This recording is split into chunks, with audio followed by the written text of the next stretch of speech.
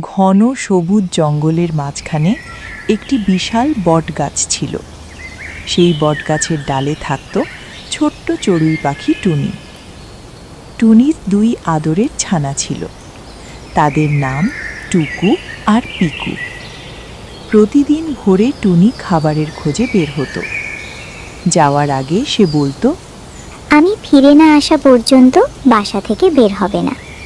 একই জঙ্গলে থাকত একটি দুষ্টু কাক, তার নাম ছিল কালু। সবাই তাকে চোর কাক বলে ডাকত, কারণ সে সুযোগ পেলেই অন্যের খাবার চুরি করত। একদিন টুনি খাবার খুঁজতে বেরিয়ে একটি আশ্চর্য সোনার বীজ খুঁজে পেল। সে বীজ নিয়ে বাসায় ফিরল।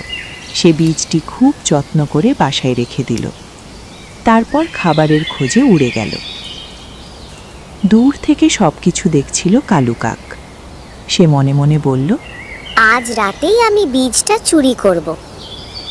গভীর হলো, চারদিকে নীরবতা নেমে এলো। চাঁদ মেঘের আড়ালে লুকিয়ে গেল।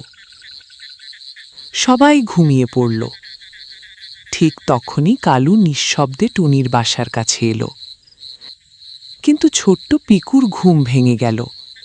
পিকু ফিসফিস করে বলল, ভাই, চোর কাক এসেছে। পিকু চিৎকার করে উঠল। বাঁচাও, চোর চোর! ছানাদের ডাক শুনে পুরো জঙ্গল জেগে উঠল। শালিক উড়ে এলো, দোয়েল উড়ে এলো। সবাই মিলে কালুকে ঘিরে ফেলল। ঠিক তখনই টুনি ফিরে এলো। টুনি শান্ত গলায় বলল, কালু, চুরি করে কখনো সুখ পাওয়া যায় না। পরিশ্রম করলেই সত্যিকারের আনন্দ পাওয়া যায়। কালুর চোখে জল চলে এলো। সে বলল, আমি ভুল করেছি। আজ থেকে আমি আর কখনো চুরি করব না। টুনি বলল, ভুল বুঝতে পারাই সবচেয়ে বড় শিক্ষা। পরদিন থেকে কালু সত্যিই বদলে গেল। সে আর কারো খাবার চুরি করল না, বরং ছোট পাখিদের সাহায্য করতে লাগলো।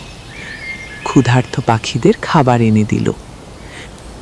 কয়েক মাস পরে সেই সোনার বীজ থেকে একটি বড় গাছ জন্মালো। গাছটি সুস্বাদু ফলে ভরে গেল। টুনি একা ফল না খেয়ে সবার সঙ্গে ভাগ করে নিল। কালু হাসি মুখে বলল, আজ বুঝলাম, ভাগ করে খাওয়ার আনন্দই সবচেয়ে বড় আনন্দ। সেদিন থেকে আর কেউ তাকে চোর কাক বলে ডাকল না। সবাই তাকে ভালো কাক কালু বলে ডাকত। লোভ মানুষকে ভুল পথে নিয়ে যায়, কিন্তু সততা, পরিশ্রম আর ভালো ব্যবহার মানুষকে সবার প্রিয় করে তোলে।